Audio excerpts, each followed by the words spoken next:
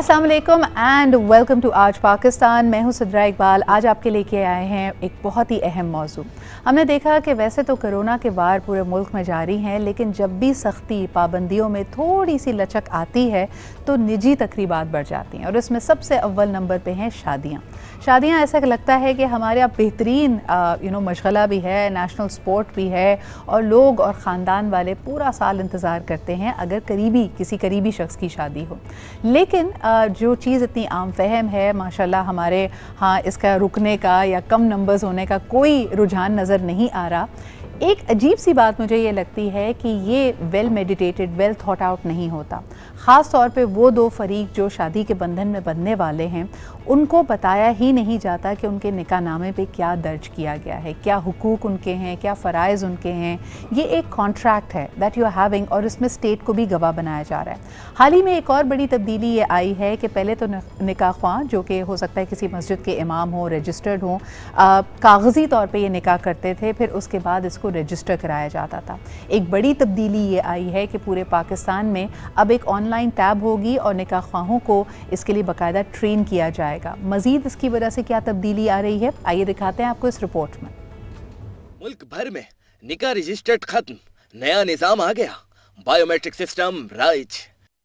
निकाह रजिस्टर्ड के बजाय अब एक टैब मुतारिफ करवाया जाएगा जिसके तहत इमाम मस्जिद का 1 माह का लोकल गवर्नमेंट कोर्स होगा ताकि तमाम निकाह खां ये टैब इस्तेमाल करना सही से सीख जाए। इस टैब पर निकाह खां का एक अकाउंट बनेगा जिसके बाद इसमें निकाह खां की फीस जमा होगी और गवाहान के शनाख्ती कार्ड स्कैन होंगे, फिर बायोमेट्रिक होगी। अगर शनाख्ती कार्ड की स्कैनिंग और अंगूठों के निशानात सही हुए तो निकाह काबिल कबूल होगा। इसके अलावा इसी टैब से मौलवी साहब दुल्हे की तस्वीर बनवाएंगे। अगर दुल्हा मफरूर या किसी मुकदमे में नामजद हुआ या टैक्स चोर हुआ तो उसे फौरी गिरफ्तार कर लिया जाएगा। इस्लाम में उनको ये हक दिया है, अगर आप अपने निकाह हो रहा है आपका, तो आप उनसे खुशी खुशी रहें, उनके साथ ज़िंदगी गुजारें। अगर आपको आपका शौहर नहीं अच्छा लगता, आपको अगर तलाक देना चाहता है तो आप उनके साथ ज़िंदगी नहीं अफोर्ड कर सकते, तो उसमें औरत की भी ज़िंदगी ख़राब हो सकती है और मर्द की भी ख़राब हो सकती है। हमारा दीन तो ये कहता है कि औरत के लिए 4 दीवारी बेहतर है, लेकिन आजकल का जो माहौल चल रहा है उस हिसाब से औरत को तो आज़ादी मिली हुई है, अपनी मर्ज़ी की मालिक है, मार्केटों में घूमते हैं फिरते हैं। लेकिन कहने का मकसद ये है कि औरत के लिए 4 दीवारी बनाई गई है जो हमारा दीन कहता है। पाकिस्तान में औरतों के कोई वो नहीं है, कोई वो उनकी अपनी मर्ज़ी ज़रूर करें, मगर आदमियों को बीच में नहीं बोलना चाहिए। दोनों तरफ से बराबर होना चाहिए। ये नहीं कि एक तरफ से हो और एक तरफ बेचारी औरतें रह, ये लड़कियां, जवान लड़कियां रह जाती, उनको अगर खुला मिल जाता है, तलाक़ें हो जाती, वो बेचारी कुछ कह ही नहीं सकती। जी जनाब, और इसके पीछे जो थॉट है वो वाकई बहुत अच्छी थॉट है कि आपको कोई एक तरह से नुकसान ना पहुंचा सके, आपको कोई धोखा ना दे सके। ख़ास तौर पे अगर कोई क्रिमिनल है, किसी ने कोई एक आपके सामने एक लिबादा उड़ा हुआ है तो वो एक्सपोज हो जाए। और यकीनन ये एक डायरेक्टली रियासत को भी इख्तियार देगी कि उसको पता चलेगा कि what are the trends, marriage से रिलेटेड क्या ट्रेंड्स हैं, ख़ानदान यूनिट्स किस तरह बन रहे हैं, कौन किधर रजिस्टर्ड है। तो ये चीज़ों को आसान बनाता है। लेकिन हम आते हैं कलीदी जो इशू है उसकी तरफ कि ख़ास तौर पे ख़वातीन जब निकाह नामे पे साइन कर रही होती हैं ना उसकी शिकें पड़ती हैं, बल्कि उस वक्त उन पे एक खुसूसी तौर पे बोझ डाला जाता है कि वो शर्मा कर, लज्जा कर सिर्फ जल्दी से साइन कर लें, या उस वक्त वो इतनी इमोशनल होती हैं ख़ुद इस ख्याल से ही कि वो अपने पेरेंट्स का घर छोड़ के कहीं और जा रही हैं। और कम उम्री की शादियाँ अगर होती हैं तो यकीनन they have a lot going on for them. तो वो क्या चीज़ें हैं जो आपको समझना ज़रूरी हैं, क्या आपके राइट्स हैं जो रियासत और शरीयत आपको देती है, आइए इस पर गुफ्तगू करते हैं। आज हमारे पास एक ज़बरदस्त पैनल मौजूद है। First and foremost we have with us Marvi Awan, who is a human rights activist. इसके अलावा आप डायरेक्टर हैं of the women's protection cell in Sindh, जो कि सिंध पुलिस के ताउन से चलाया जा रहा है। बहुत शुक्रिया मारवी यहाँ पे मौजूद होने के लिए। इसके अलावा हमारे साथ तशरीफ़ रखती हैं माहिर नफ्सियात हैं ताहिरा बानो। बहुत शुक्रिया ताहिरा, आपने भी वक्त निकाला। ऑनलाइन हमें ज्वाइन कर रही हैं again a counsellor and relationship expert also a psychologist Farah, आपका भी आने का बहुत शुक्रिया। फ़रा खान हमारे साथ मौजूद हैं। And last but definitely not the least, कानून से रिलेटेड इसके ऊपर रोशनी डालने के लिए क्या पेचीदगियाँ हो सकती हैं, क्या नई आसानियाँ लेके आए हैं, हमारे साथ मौजूद हैं बैरिस्टर वकास अब्रेज़। बहुत शुक्रिया वकास आपकी भी मौजूदगी का। सबसे पहले अगर मैं मारवी आपसे आगाज़ करना चाहूँ, because you are also a trend expert in this, आप ख़वातीन में ये आगही, ये शऊर पैदा कर रही हैं कि उनको निकाह नामे के बारे में समझना चाहिए, पता होना चाहिए कि इस कॉन्ट्रैक्ट में क्या लिखा हुआ है। What are the common mistakes that women make? ख़वातीन क्या गलती करती हैं? सबसे पहले तो सिद्रा मैं ये बताना चाहूँगी कि कितना ज़्यादा ज़रूरी है इस डॉक्यूमेंट के बारे में आपका जानना। ज़्यादातर हम ये जो पिक्चर्स में देख रहे होते हैं और शादी की वीडियोस में देख रहे होते हैं कि ज़ोर इसी पे होता है कि सिग्नेचर करना है, पेन बड़ी खूबसूरत होनी चाहिए और सिग्नेचर करते हुए हमारी वीडियो ठीक आनी चाहिए। लेकिन उसके अंदर लिखा हुआ क्या है, ये अगर आप सर्विस की तरफ जाएंगे तो बहुत ही कम आपको बताएंगे स्पाउसेस कि हमें पता भी है कि हमारे निकाहनामे में क्या लिखा है, क्या नहीं लिखा। टोटल 25 कॉलम होते हैं, इस हवाले से भी नॉलेज नहीं होती। ये सिर्फ मैं लड़कियों की बात नहीं कर रही हूँ, लड़कों को भी नहीं पता। और ये जितना लड़कियों के लिए जानना ज़रूरी है उतना ही लड़कों के लिए भी जानना ज़रूरी है। उन दोनों पार्टनर्स के लिए जानना ज़रूरी है जो कि एक एग्रीमेंट के अंदर आ रहे हैं, एक कॉन्ट्रैक्ट के अंदर आ रहे हैं। शायद ये अल्फाज सुनने वालों को लगे कि ये क्या शादी को कॉन्ट्रैक्ट बोल दिया, लेकिन ये एक लीगल डॉक्यूमेंट है जो आपकी बेटी को सिक्योरिटी दे रहा है, जो आपके बेटे को ये बता रहा है कि वो जो एक नई नवेली दुल्हन, किसी की बेटी आपके घर पे आ रही है, उनके हुकूक क्या हैं, चीज़ें उनको आगे किस तरह लेकर चलनी है। और भी एक और चीज़ इसमें वाज़ेह करना चाहेंगे जिसके लिए मैं वकास की तरफ जाना चाहूँगी। वकास, ये हम सब जानते हैं कि दोनों फरीकैन की तरफ से दो दो गवाहों की ज़रूरत होती है, और यकीनन जब आपका नाम पुकारा जाता है और अगर हयात हैं तो आपके वालिद वहाँ पर मौजूद होते हैं, दोनों फरीकैन के, दूल्हे के वालिद भी और दुल्हन के वालिद भी। लेकिन वकील किसको बनाया जाता है, ये इस्तिलाह जो इस्तेमाल होती है कि जब निकाह पढ़ाया जा रहा है, रजिस्टर्ड निकाह ख्वाह मौजूद है, लेकिन दुल्हन के पास जो वकील आता है वो कौन होता है? देखिए, उसके अंदर सिदरा कोई भी शख्स जो है वो वकील का तयन किया जा सकता है, उसकी फैमिली की तरफ से किया जा सकता है। मोस्टली प्रैक्टिस के अंदर तो फैमिली की तरफ से किया जाता है, ये बेसिकली ये लड़की का इख्तियार है। सेकेंडली जो आपने जो डिस्कशन कर रही है, एक चीज़ ये कि ये जो टैब का सिस्टम इंट्रोड्यूस करवाया जा रहा है, this is under deep deliberation and discussion. अभी ये इन्फोर्स नहीं किया जा सका पूरे पाकिस्तान, मगर इसके हवाले से जो प्रिपरेशन, जो तैयारियां हैं वो की जा रही हैं, जो कि पूरी दुनिया इस वक्त digitalisation. I wanted to come to that कि मुझे ये बताइए कि बहुत अच्छी सोच है, लेकिन इसको हम इम्प्लीमेंट कैसे करेंगे? ये एक डिफिकल्ट टास्क होगा। It would be hard nut on the part of the government कि तमाम रिसोर्सेज जो हैं वो मुहैया किए जाएं, इनकी ट्रेनिंग करवाई जाए। और इससे भी ज़रूरी चीज़ जो इनिशियली मैं इस पर बात करना चाह रहा था कि जो मावी साहब ने बात की, जो 25 कॉलम्स हैं उसके अंदर कॉलम नंबर 12 से लेके 15 तक जो है वो स्टडी करना आपके प्रोग्राम के तवज्जुह से बताना चाहूँगा बड़ा ज़रूरी है। क्योंकि जब भी कोई भी कॉन्ट्रैक्ट साइन किया जाता है, एग्रीमेंट साइन किया जाता है, लीगली तमाम फरीकैन जो इस कॉन्ट्रैक्ट के अंदर बतौर पार्टीज़ होते हैं उनको बताया जाता है कि आप तमाम शराइत, जो कंडीशन, जो स्टिपुलेशन है, इसको स्टडी करें, उसके बाद इस पर दस्तखत करें।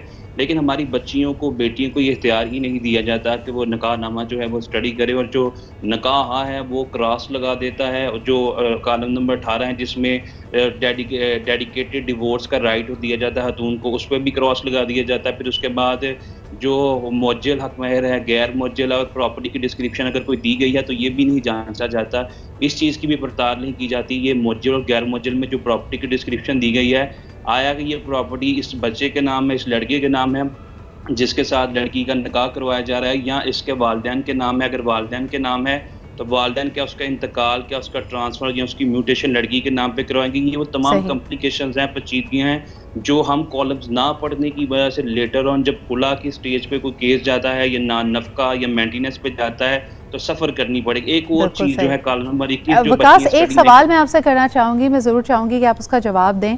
मुझे बताएं, जो तोहफे तहाइफ दिए जाते हैं, जो दूल्हे की तरफ से दुल्हन को तोहफ़ा दिया जाए और जो दुल्हन के घर वालों की तरफ से उसको तोहफे दिए जाएँ, क्या वो भी निकाहनामे में दर्ज किए जाते हैं? बिल्कुल, कॉलम नंबर 16 इस हवाले से दिया गया है, और कॉलम नंबर 16 के अंदर वो तमाम तहाइफ, वो तमाम एक्स्ट्रा ऑर्डिनरी पर्टिकुलर्स जो कि निकाह में दिए जाते हैं वो उसको मेंशन किया जाता है, ताकि लेटर ऑन अगर किसी ऑर्नामेंट्स के हवाले से, ज्वेलरी के हवाले से, तोहफ़ के हवाले से अगर किसी को कोई गाड़ी दी गई, किसी को कोई गाड़ी दिया गया, तो उसकी डिस्क्रिप्शन भी कॉलम नंबर 16 के अंदर लिखी जानी चाहिए। अगर नहीं लिखी जाती तो लेटर ऑन अगर कोई शख्स जो है वो ये कहता है कि मेरा अच्छा, एक बात है वकास, इसकी मजीद डिटेल्स में जाएंगे, मारवी और वकास मौजूद हैं जो हमें मजीद इसके बारे में बता सकते हैं, लेकिन तारा एक quick question before we head to the break. अक्सर लोग इस बात को बदशुगनी मानते हैं कि देखें, अगर आपने इस पर बहुत ज़्यादा बहस की, क्योंकि ये जितनी चीज़ें ये आपके एक तरह से राइट्स को प्रोटेक्ट तो कर रही है तारा, लेकिन इसके अंदर बार बार जैसे निकाह का वक्त है, खुशी का वक्त है, लोग कह रहे हैं कि आप अभी से खुला या डिवोर्स या पॉसिबल सेपरेशन के बारे में क्यों सोच रहे हैं, तो लोग इस बात को बड़ा ये कहते हैं कि यार इनका तो बसने का इरादा ही नहीं है। ये प्रेशर लड़की वाले फेस करते हैं, इस पे आप क्या कहेंगी? देखिए, हमारे यहाँ इस तरह के मामलात में मैं इसको बात को यहाँ से शुरू करना चाहूँगी कि अगर हम कोई सूट भी लेते हैं, हम कहीं खाने के लिए भी जाते हैं, तो हम बड़ा थॉरली होमवर्क करके जाते हैं, देख कर जाते हैं कपड़े हम पे जचेंगे या नहीं जचेंगे। अनफॉर्चुनेटली निकाह का मामला ऐसा है कि उसके लिए जिन दो लोगों ने इस रिश्ते में बनना होता है, उन दोनों को ही कोई चॉइस नहीं दी जाती। निकाह नामे को पहले लड़की को लड़के को दोनों को देना चाहिए और पढ़ना चाहिए। जहाँ तक ये बात है कि लोग कहते हैं कि जी इस मौके पे ये बात ना करो, इस मौके पे ये ज़िद ना करो, ये बहुत ही जज्बाती किस्म की बात है।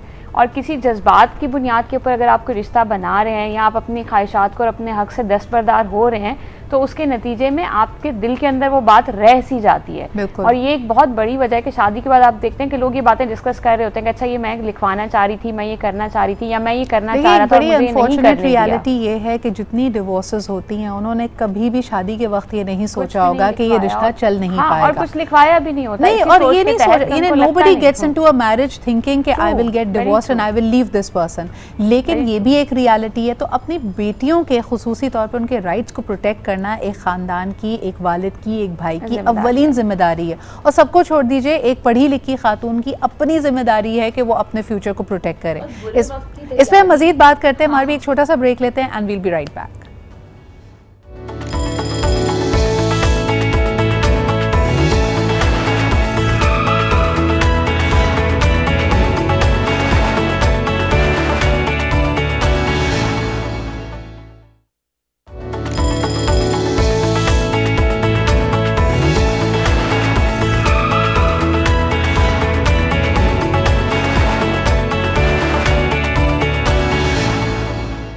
Welcome back after the break. हम बात कर रहे हैं जब आप अपने निकाह नामे पे दस्तखत करते हैं तो क्या आप वाकई इस बहुत ही अहम दस्तावेज़ को आपने स्टडी किया होता है, जो आपके राइट्स हैं, कि आपको पता भी होते हैं।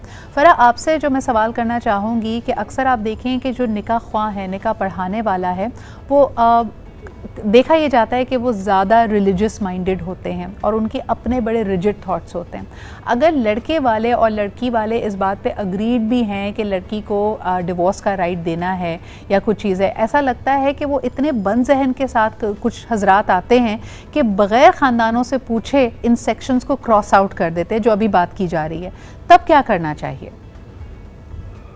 Well Sidra, let me tell you, ये इशू उनका नहीं होता है जो निकाह पढ़ा रहे होते हैं। ये सिर्फ और सिर्फ उनको यूज किया जा रहा होता है इस पूरी सिचुएशन में। टू बी वेरी ऑनेस्ट, आपको पता है कि निकाह नामा लड़की के या लड़के के घर पे ऑलरेडी मौजूद भी होता है, वो पेपर ऑलरेडी आ चुका होता है 3-4 दिन पहले। सही, ऐसा नहीं होता है कि आप सडनली उसको उसी दिन देख रहे होते हैं। You have the opportunity to read it. आप उसको देख सकते हैं, आप उसको पढ़ सकते हैं, आप उसकी सारी चीजें स्टडी कर सकते हैं। लेकिन जो, बल्कि किसी और की एग्जांपल मैं क्या दूं, मैं अपनी एग्जांपल आपको देती हूँ। जब मेरा निकाह हो रहा था तो मेरे वालिद साहब के पास ऑलरेडी निकाहनामा मौजूद था, लेकिन उन्होंने कहा कि खानदान में हो रही है बात खराब होगी तो बेटा मैं खुद वो सेक्शंस कट कर रहा हूँ।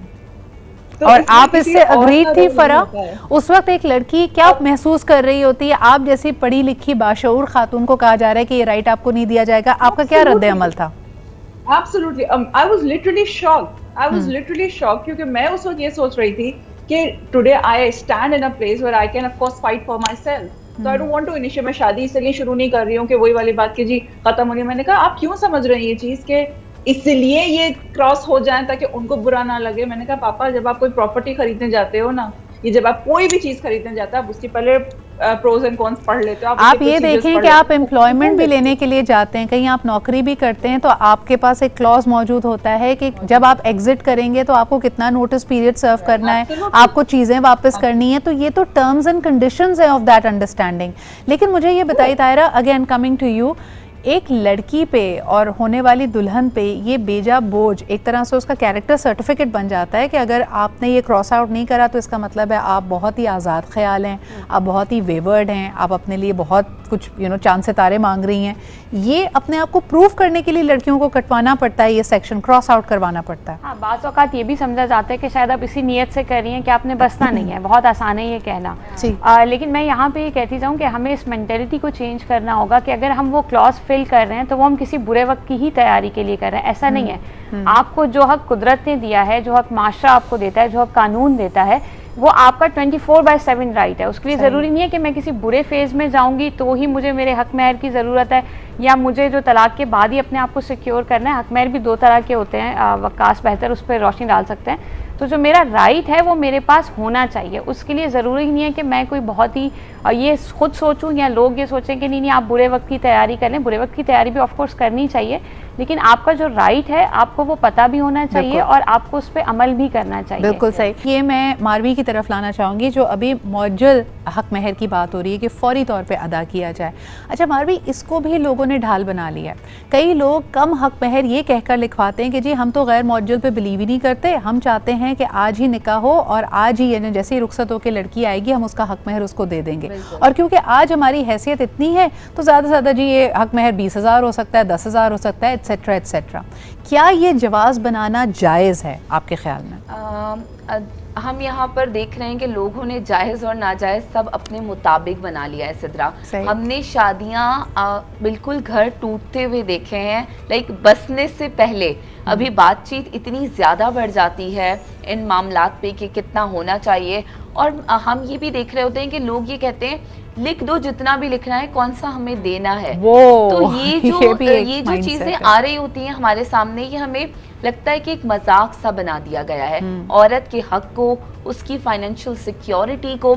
और यहाँ पर हम जो बात कर रहे हैं ना कि कॉलम नंबर 20 में आप ये भी लिखते हैं कि जी खर्चा कितना दे शौहर, इसको तो बिल्कुल इस तरह काट दिया जाता है कि कोई खातून के कोई खर्चे नहीं होंगे, उनके कोई आगे जो सिक्योरिटी होती है आपको चाहिए होता है डेली लाइफ में चीजें। मुझे ये जरा वाज़ेह कीजिएगा मारवी कि ये जो खर्चा है ये खुसूसन और सिर्फ औरत की अपनी पॉकेट मनी का इशारा है, राइट? ये घर के अखराजात नहीं है, ये बच्चों के लिए पैसे नहीं है, इसको मिक्स कर दिया जाता है सिद्रा, इसको मिक्स कर दिया जाता है। और हम यहाँ पर देख रहे हैं कि जैसे वुमेन प्रोटेक्शन सेल्स में और जो औरतों के थानों में और इस तरह की जो खवातीन की खर्चे से रिलेटेड आती हैं जो शिकायत, उसमें जब हम पूछते हैं कि जी निकाह नामे में कुछ लिखा है, निकाह नामा दिखाइए, तो यहाँ मैं ये भी आपको बात बताना चाहूँगी कि खवातीन ने एक तो पढ़ा नहीं होता शादी के टाइम पे, इसकी 4 कॉपियाँ होती हैं, एक दुल्हन की, एक दूल्हे की, एक जो है जो हमारे रजिस्ट्रार निकाह ख्वाह होते हैं वो रखते हैं, और एक यूनियन काउंसिल में जमा करवाई जाती है। तो दुल्हन की अक्सर कॉपी या तो ली नहीं जाती या तो दूल्हे लेकर अपने पास रख लेते हैं। हम ये सोच ही नहीं रखते कि और आगे जब देखिए ये चीज़ें होती हैं कि एक अब्यूसिव रिलेशनशिप है तो हमारा मजहब भी हमें कहता है कि आप उसमें से निकलने का हक रखते हैं। जब वो खातून अपने उस प्रोसेस के हवाले से किसी वकील से हम उसको कनेक्ट करवाते हैं तो वो कहते हैं कि जी आप निकाह नामा लेकर आइए तो प्रोसेस आगे बढ़ाएं, तो उनका यही कहना होता है कि ना हमारे पास कॉपी है, हमें तो बस घर से निकाल दिया गया। यहाँ पे ये बड़ी अहम बात है कि खवातीन में इस शऊर की बहुत ज़रूरत है कि जो आपकी शनाख्त से रिलेटेड डॉक्यूमेंट्स हैं, चाहे वो आपका शनाख्ती कार्ड हो, आपका पासपोर्ट हो, आपकी प्रॉपर्टी के दस्तावेज़ात हो, आपकी डिग्री हो, आपके वालिदैन ने बहुत मेहनत से अपनी मेहनत की कमाई से आपको अगर पढ़ाया है। बहुत सारी लड़कियों को मैंने देखा है कि वो अपनी डिग्री कंप्लीट करती हैं, यकायक शादी हुई, डिग्री कभी निकाली नहीं अपना, दीज आर द थिंग्स जो आपकी बैक को आपको शऊर देती है, आपको मुस्तहकम करती है। लेकिन यहाँ पे फरा एक बड़ी अनफॉर्चुनेट रियलिटी है। कल मैं देख रही थी और मुझे बड़ी तकलीफ़ हुई है देखकर कि जैसे अभी मारवी कह रही थी कि खुला का राइट तो खुदा ने आपको दिया है कि अगर आप एक ऐसी सिचुएशन में हो तो आप उससे निकलने की तदबीर करें। हुकूमत पाकिस्तान कोशिश करती है कि इसको आसान बनाया जाए, वरना लोग बदले की नीयत से, यानी अगर कोई खातून अगर आवाज़ उठाती है कि भाई इन सर्कमस्टांसेस में नहीं रह सकती, तो कहते हैं अब तुम रुल जाओगी, तड़पती रहोगी, हम तुम्हें तलाक नहीं देंगे। तो हुकूमत पाकिस्तान ने, रियासत ने, अदालतों ने इस सिलसिले को आसान बनाया। एक छोटा सा ब्रेक लेंगे, वापस आएंगे। मैं मारवी से पूछूंगी कि कॉमन मिस्टेक्स ख़वातीन क्या करती हैं। एक तो उन्होंने कहा कि अपनी निकाह की कॉपी आपके पास नहीं होती, कॉलम्स फिल नहीं होते, कॉलम्स को अगर कट ऑफ किया जा रहा है, स्लैश ऑफ किया जा रहा है तो उस पर आवाज़ बुलंद नहीं करती। कई दफ़ा कॉपी बदल भी दी जाती है, जो अभी जिक्र हो रहा था ना कि थोड़े दिन पहले आपके पास निकाहनामा आ गया है, जब आप एक्चुअल साइन करते हैं तो उस पर कुछ और दर्ज होता है। इसके ऊपर क्या एक लड़की आवाज़ उठा सकती है, खातून इसके ऊपर एहतजाज कर सकती है, और उसके घर वालों को किन चीज़ों की तरफ नज़रसानी करनी चाहिए, इस पर बात करते हैं एक छोटे से ब्रेक के बाद।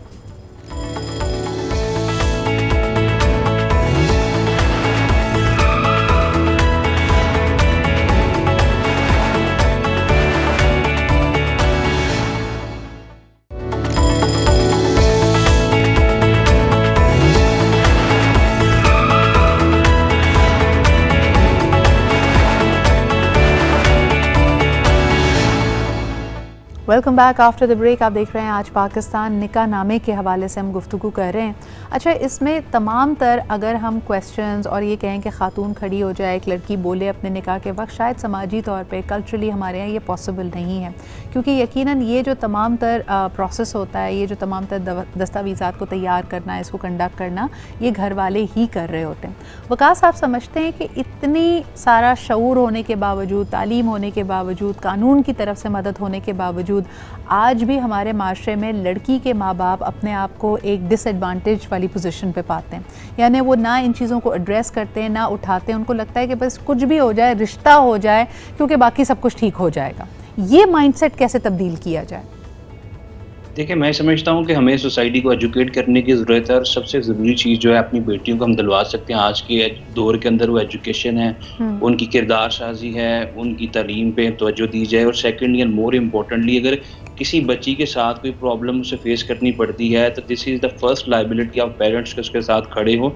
इवन कि अगर उसे अदालत का दरवाज़ा भी खटखटाना पड़ता है for the sake of maintenance, for the sake of खुला, तो वालदैन की तरफ से उसको भरपूर सपोर्ट किया जाए, उसके साथ कोऑपरेट किया जाए, क्योंकि सोसाइटी के अंदर ऐसी ख़वातीन की बहुत ज़्यादा करैक्टर असैसिनेशन की जाती है, उसके किरदार को दागदार करने की कोशिश की जाती है, तंज़ो मज़ाक के नस्ते चलाए जाते हैं। हमारी जो प्रैक्टिसिंग लाइफ के अंदर, कोर्ट कचहरियों के अंदर ये कल्चर बहुत आम है।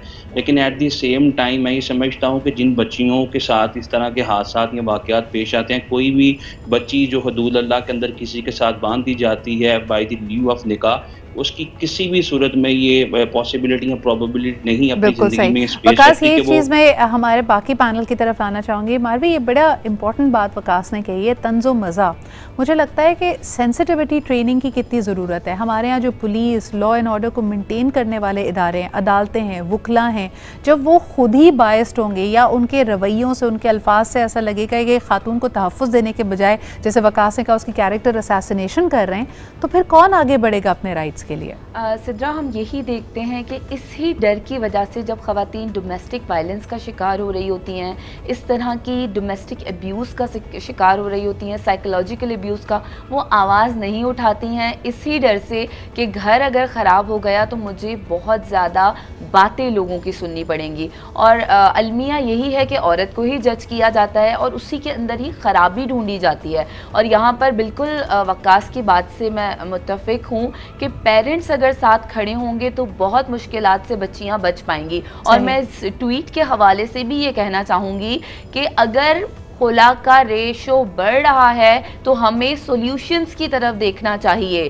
कि घर क्यों ख़राब हो रहे हैं, मामलात क्या हैं, क्योंकि दो कहते हैं ना कि गाड़ी के दो पहिए हैं, तो एक बराबरी का हमें एक कॉन्सेप्ट आ रहा है। तो बराबरी के हवाले से हम देख रहे हैं कि क्या वो बराबर हुकूक दिए गए, तो इन चीज़ों की तरफ देखते हुए सॉल्यूशन निकालें। एब्सोल्युटली। अच्छा, very quickly Farah, because you have gone through this whole drill of migration, applying and moving to another country, वहाँ पे मैं खुसूसी तौर पे जाऊँगी कि ये जो दस्तावीज़ है, जो आपका निकाह नामा है, वो कितना अहम है। अमूमी तौर पे हम देखते हैं कि ये उर्दू ज़बान में है, तो अगर आपने मुल्क से बाहर इमिग्रेट करना है तो आपको किन किन डॉक्यूमेंट्स की ज़रूरत है, क्या इसकी ट्रांसलेशन की ज़रूरत है। यूनियन काउंसिल में पहले कहा जाता कि इसका अंग्रेज़ी तर्जुमा बहुत अहम है, उसके बारे में ज़रा लोगों को आगे ही दीजिए। जी फरा। डेफिनेटली सिद्रा, इसकी ना सिर्फ आपके पास ट्रांसलेटेड कॉपी होनी जरूरी है, बल्कि आपकी बीइंग अ गर्ल, आप जब ट्रैवल कर रहे हैं और बाहर जा रहे हैं तो आपके पास अपने खुद के तमाम तर डॉक्यूमेंट्स रेडी होने चाहिए, इंक्लूडिंग योर ऑल ट्रांसक्रिप्ट्स। तो मेरा मैसेज है उन तमाम तर बच्चों को, आपकी मैट्रिक से लेके इंटर, कॉलेज, जो भी डिग्रीज आपके पास हैं, प्लीज आपके हाथ में हैंडी होनी चाहिए। नंबर 2, आपके पास आपका इंग्लिश NIC होना चाहिए, सही उर्दू वाला बंदा इंग्लिश में होना चाहिए। सेकेंडली, आपके पास आपका निकाहनामा का इंग्लिश ट्रांसलेशन जो कि अटेस्टेड होगा फिर उसके बाद डिफरेंट एम्बेसीज के थ्रू, फॉरेन मिनिस्ट्री के थ्रू। ये डॉक्यूमेंट आपके पास मस्ट हैं और इसमें आपके पेरेंट्स, आपकी फैमिली आपको सपोर्ट करे, आगे आए। और बच्चियों को बोझ मत समझिए प्लीज कि एक दफा रुखसत कर दिया बस वहां से अब तुम्हारी मैयत ही निकलनी है, ये एटीट्यूड चेंज करना होगा आपको। फरा, एक वेरी क्विक क्वेश्चन, कई दफा नाम में गलती होती है, यानी आपका डिग्री पे नाम मुख्तलिफ है, शनाख्ती कार्ड पे मुख्तलिफ है, निकाहनामे पे कौन सा नाम दर्ज करना चाहिए और किस तरह लड़की अपने राइट्स को प्रोटेक्ट करे? जैसे आपने कहा दस्तावेज कलेक्ट किए, हर एक में या 2-3 में अलग नाम है, तब फिर क्या करे वो? ये इम्पोर्टेंट चीज जो मैं सारी लड़कियों को बोलना चाहूंगी, प्लीज इसको प्राइड मत समझा कीजिए कि यहाँ निकाह हुआ नहीं है। आप भी एग्री करोगे, बल्कि सारे पैनलिस्ट एग्री करेंगे मेरी इस बात से कि अभी निकाह होता नहीं है, बीच में तीसरी साइन हो रही है, लेकिन फेसबुक पर जो है वो सरनेम चेंज हो गया है। इसको अपना पहचान नहीं बनाइए, अपनी प्राइड नहीं बनाइए। आपके वालिद ने जिस तरह से आपको पैदा करके आपकी तरबियत में कंट्रीब्यूट किया है, आपकी पहचान आपके बाप से, आपके शौहर से नहीं है, नंबर 1। नंबर 2, इस्लाम में भी इस चीज का राइट है कि आप अपना सरनेम चेंज मत करिए, क्योंकि आप क्या क्या डॉक्यूमेंट चेंज करेंगे शुरू से। और खुदा ना खास्ता, लेट्स सपोज अगर एक मैरिज वर्क नहीं करती है, सेकंड मैरिज में एक लड़की जाती है, फिर सरनेम चेंज करेगी, तो फिर वो तमाम हमारा पाकिस्तान में जो कानून है, यकीनन आपकी कोई भी आइडेंटिटी डॉक्यूमेंट है, चाहे आपका पासपोर्ट हो, शनाख्ती कार्ड हो, आपका ड्राइविंग लाइसेंस हो, उसमें मेंशन्ड होता है कि you are the daughter of या you are the wife of. आप वहाँ पे बेशक अपनी चीज़ों को, अपने डेटा को अपडेट कीजिए। शादी के बाद आई रेकमेंड एवरी गर्ल के वो अपना CNIC भी अपडेट करे, ताकि आपका खानदान नंबर वही हो, ताकि खुदा ना खासा कल आपको ज़रूरत है तो आप प्रूव कर सकें कि मैं इसके निकाह में थी। दूसरा ये कि आप अपना पासपोर्ट भी चेंज करवाइए, लेकिन उसमें आपको नाम बदलना ज़रूरी नहीं है, आपको अपना स्टेटस कि आप सिंगल से अब मैरिड हैं इसकी निशानदेही करना अहम है। I wish we had more time, but it was such a eye-opening conversation। और मुझे उम्मीद है कि अगर इसमें से 2 बातें भी हमारे किसी व्यूअर के दिल में घर कर गई हैं और वो अपने राइट्स को समझने लगा है, तो मैं समझती हूँ कि आज की हमारी मेहनत वसूल होती है। बहुत शुक्रिया फरा, बहुत शुक्रिया Tahira, Marvi and Waqas for being here. That is it for today. इंशाल्लाह आपसे कल मुलाकात होगी। आपसे अपना ख्याल रखें। खुदा हाफिज़।